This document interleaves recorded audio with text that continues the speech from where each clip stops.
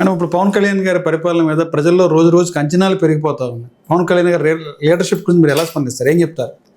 అన్నీ నేర్చుకుంటున్నారండి, అన్నీ నేర్చుకుంటున్నారు, ధర్మ ప్రకారంగా వెళ్తున్నారు, కొన్ని ఓర్పుగా ఉంటున్నారు.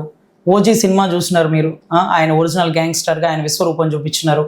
కానీ రియల్గా ఆయన ఎంత ఓర్పుగా ఉంటున్నారు అనేది మాకు అడుగడుగున అర్థమవుతుంది. తనను తాను తగ్గించుకుంటూ ఈరోజు రాష్ట్ర అభివృద్ధికి పెద్దపీట వేస్తున్నారు. సో ప్రజల అంచనాలు ఇంతగా ఉన్నాయా అనడానికి ఒకటే ఒక సాక్ష్యం దేశ చరిత్ర అంటే దేశ పార్టీలు జనసేన వైపు చూస్తాయి అంటే ఏంటో అనుకున్నాం. వాక్శుద్ధి గల వ్యక్తి అండి.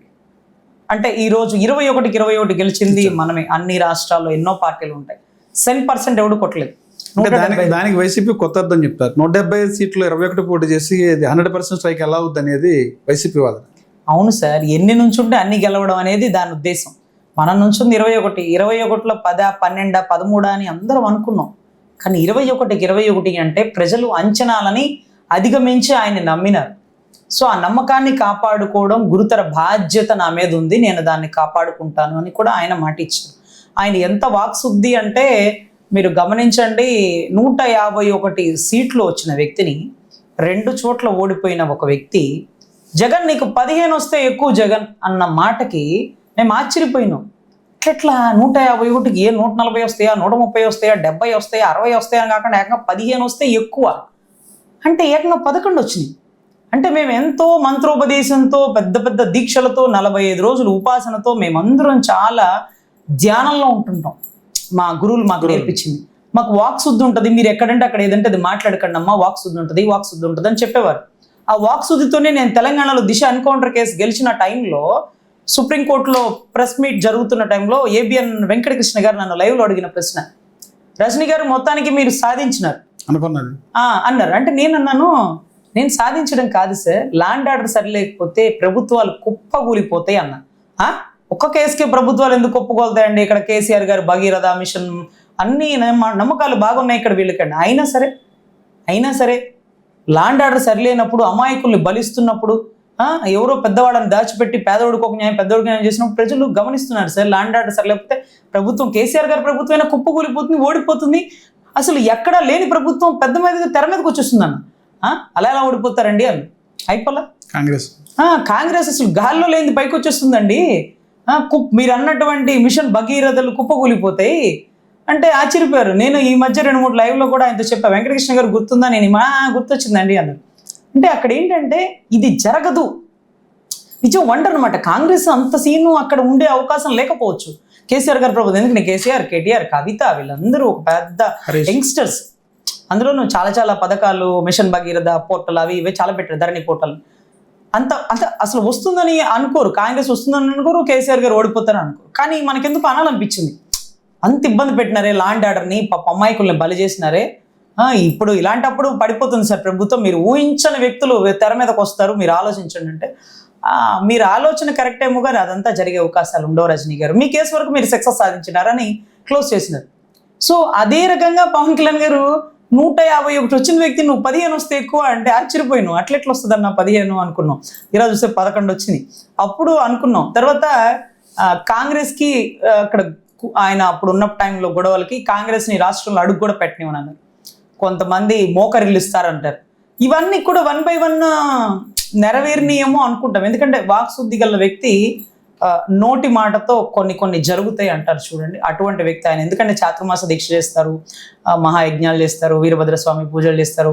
సో ఇవంతా హైలీ డివోషనల్కి వాళ్ళకి వాక్శుద్ధి ఉంటుంది సార్. మేమంతా కష్టపడి పవర్ జనరేట్ చేసుకుని మంత్రులు. ఆయన ఓవరాల్గా అంటే ఒక మనిషి పుట్టుకతోనే గొప్ప వ్యక్తి అంటారు చూడండి, అలా అని మేము భావిస్తాం సార్.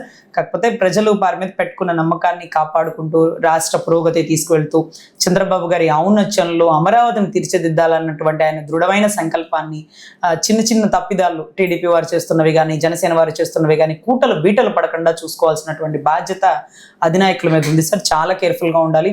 15 ఏళ్ళు కలిసి ఉంటే కానీ అమరావతి మనం తీర్చిదిద్దలేము. ఈ 15 ఏళ్ళు కలిసి ఉండడం అనేది చాలా కత్తి మీద సాన్ లాంటిది. దీన్ని కాపాడుకుంటూ కార్యకర్తలకి కోపాలు రానివ్వకుండా కార్యకర్తల సమస్యలను, ఇబ్బందులను తెలుసుకుంటూ వాళ్ళని కలుపుకొని వెళ్తుంటేనే ఇది సాధ్యం అవుతుంది అని నా ఉద్దేశం. మేడం, గత గవర్నమెంట్లో ఉద్యోగులు చాలా ఇబ్బంది పడ్డారు. దానిలో భాగంగా గవర్నమెంట్ మార్పు కోసం ట్రై చేశారు, మార్పు వచ్చింది. కానీ ఈ రోజున అధికారంకి వచ్చిన ఈ 14 నెలల్లో కూడా సేమ్ అదే పరిస్థితి ఉంది.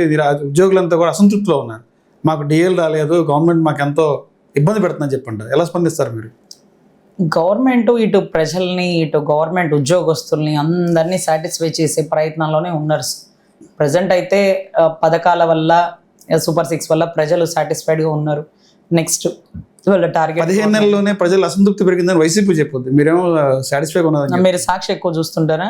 అలా ఏం కాదు, అప్పుడప్పుడు అన్ని ఛానల్స్ చూడండి. అన్ని ఛానల్ చూస్తాం, మాకు ఒక ఛానల్ అనేది. అదే మీరు అన్ని చూడండి. ఎందుకంటే అందరితో మాట్లాడి మీరు వాళ్ళు ఇలా అంటున్నారు, వీళ్ళు అలా అంటున్నారు.